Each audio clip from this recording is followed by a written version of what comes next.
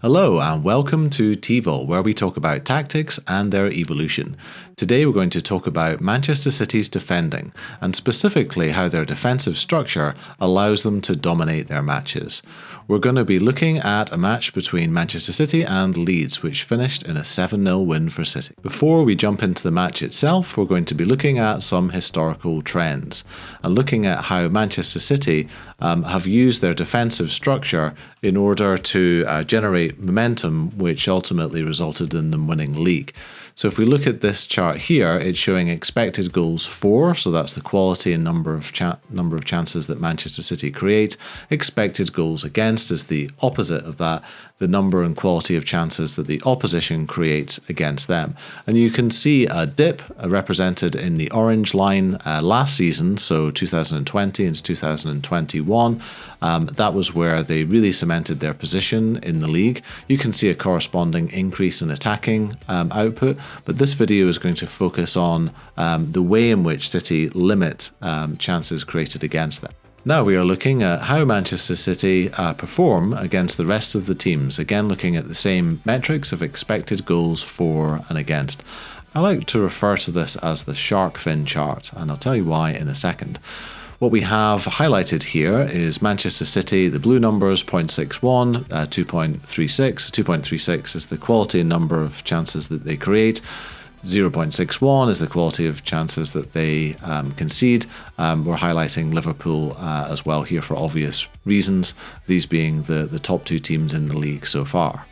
Focusing here on the number 0.61, that's an average of the quality and the number of chances that Manchester City concede so far in the Premier League season. Their nearest challenger is Liverpool on 0.89, so there's quite a noticeable difference between those two.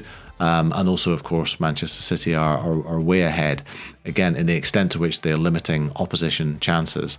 The shark fin reference is that if you have a grey shark fin, is what it kind of looks like, sticking up, it means that you're conceding more chances than you're creating. So we see that for Watford, we see that for Newcastle, for Norwich, for Leeds and Everton, Burnley and Villa in particular. A lot of teams are kind of balanced in between, so West Ham and Arsenal creating more or less the same number of chances that they are conceding. Liverpool are creating more chances on average versus Manchester City. So again, the thing that distinguishes Manchester City's performance against everyone else is the extent to which they are operating an effective defensive structure. We're now going to be looking at some stats from the game itself between Manchester City and Leeds. Of course, it was an absolute thrashing as far as the scoreline was concerned. Manchester City, though, their underlying performance is really remarkably consistent. These are very, very similar numbers that you see for possession and expected goals when they were playing against Wolves, which of course they only won 1-0, but I think that was a very, very misleading scoreline. Here was 7-0, of course. I've looked at the latest numbers for their match against Newcastle, which they won 4-0. Again, you see a very, very similar pattern of dominating possession and very, very similar numbers about the difference between expected goals. These numbers show passes per defensive action. This is a good measure of the extent to which each team here is pressing the opposition. What it means is that 11.7 means that on average Manchester City allowed Leeds to make nearly 12 passes before they tried to tackle or pressure or intercept. Leeds known in general as a high pressing team, but in this match they allowed Manchester City quite a bit of the ball, which you saw from the possession numbers, and on average they allowed City to make 27 passes. What you saw in the match is that they did attempt to press at times, but not in advanced areas where of course they would be afraid of being overrun at the back and being hit on the break. Now we're going to look at some action from the match itself, and we're going to look at the extent to which Manchester City successfully do a couple of things from a defensive point of view. So where the opposition, in this case Leeds United, are building up from the back in their own half, then Manchester City are looking to block off the wide areas and force the play into central areas.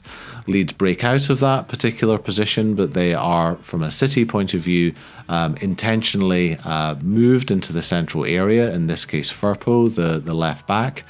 What they are doing where they have the ball in advanced areas is moving the opposition out to wide areas where they're going to look to cross. Of course, that is a risk if you allow the ball into those areas, but they deem it as less risky to have the opposition cross the ball into the box rather than allow them to work the ball in central areas. And here is another example where City are pressing in a 4-4-2 shape. Out of possession. What they are doing, as I've said, is forcing the play into central areas. So they don't want the opposition, in this case Leeds, to be able to pass the ball from left to right laterally across the back, and they don't want Leeds to be able to progress the ball down the flanks. You can see this even more clearly with all the Manchester City players, 1, 2, 3, 4, 5 of them, swarming around that wide area because they want to push the ball into central areas where, in general, they would have numerical superiority and they would be hoping to intercept or pressure the ball from there and move forward on the counter. Leeds United did do a couple of things from an attacking point of view, which in general are characteristics of their play anyway, here which were successful. So here they're moving the ball quickly from the right back area into the centre of the field and in a wall pass back to Roberts, and this catches the City players on their heels. What they didn't do very much of, which is really interesting, I think, is drop their defensive midfielder into the back line in order to give them better progression of the ball. They would rather that player stayed further forward. What that allows Leeds United to do is maintain a more progressive stance with players further up the pitch so that they can hit those balls earlier, often from the goalkeeper in this case. And that did result in, not very many of course, but a couple of instances where they got Manchester City scrambling back towards their own goal. The final thing I'll show here is an example of a really interesting thing that Leeds did a couple of times through their right back Luke Ayling, who in general is very good on the ball. He would play a straight pass through their own defensive half space in order to pick up a run or a player coming short for the ball from midfield area, or to have the fullback inverting, and they did progress the ball successfully a couple of times using that route. Having looked at some footage of the match, we're now going to look at the defensive shape that Manchester City adopted when Leeds were in possession, trying to get out of their defensive third. What we saw from Manchester City in this instance playing against Leeds is that they were pressing in a 4-4-2 shape. So they had Foden and De Bruyne pressing the centre backs, Luke Ayling and Llorente, depending on who was on the ball, rather than press as they often do in a front three. With say, whoever it might be. So Foden, sometimes De Bruyne, Silva, or Jesus, they would be operating in this position, as we see Foden now taking up between Luke Ayling and Llorente.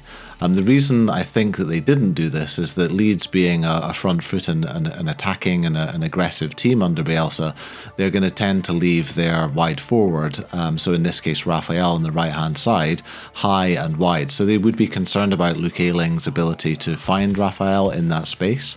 And put them under pressure. So they wanted to have an extra body in deeper positions in order to prevent that happening. And that concludes our take on the defensive approach of Manchester City, using the match versus Leeds United as an example of how they are playing aggressively without the ball, defending most of the time on the front foot in order to give them better control and better balance, and that is arguably as important as their attacking play. If you like this video, please express that by hitting the like button, and while you're there, please subscribe to the channel, and we will see you next time.